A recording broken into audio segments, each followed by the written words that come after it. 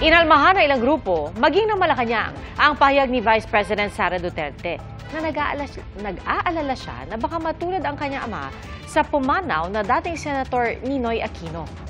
Saksi, si Mariz Umali. Sa pagtitipon ng mga taga-suporta ni dating Pangulong Rodrigo Duterte rito sa The Hague, Netherlands, paulit-ulit ang kanilang sigaw. Marcos resign! Marcos resign! Kayo nagsabi niyan, hindi ako ha. Marcos resign. Bakit ba kailangan resign? Dahil hindi mo pinapakita sa taong bayan na maayos kang mag-isip at kaya mo ang mamuno. Bring him home!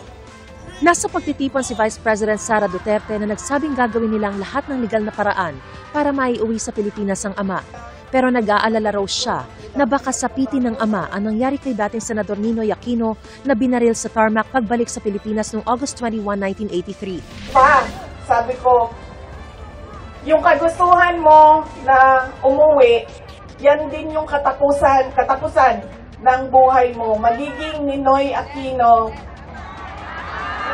Junior ka.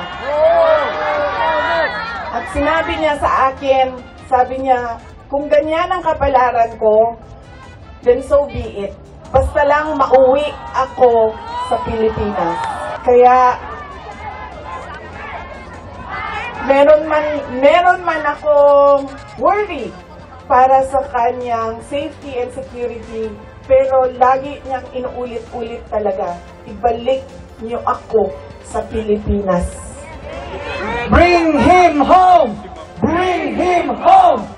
Reaksyon ng pamilya Aquino sa pahayag ng bise, kung pag-aaralan aniya ang kasaysayan, makikitang ibang-iba ang ginawa kay Ninoy sa pinagdadaanan ngayon ni dating Pangulong Duterte. Umalma rin ang grupong August 21 Movement o ATOM na inilunsad matapos ang pagkamatay ni Ninoy.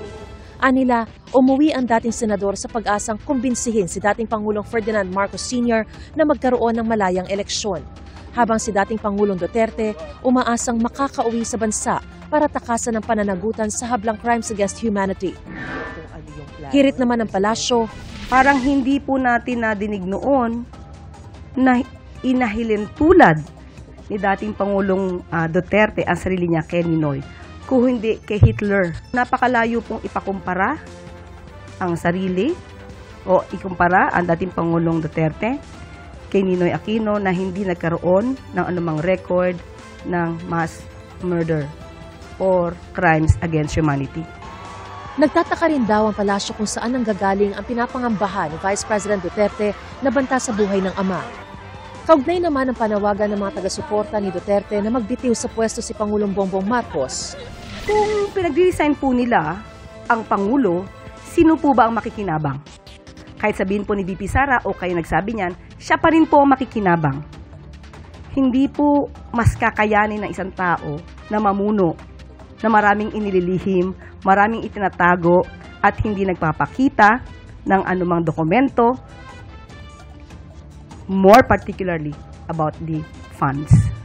Sinusubukan pa ng GMA Integrated News na makuha ang panig ng mga Duterte kaugnay ng mga pahayag na ito. Mula rito sa The Hague, Netherlands, para sa GMA Integrated News, ako si Mariz Umali ang inyong saksi.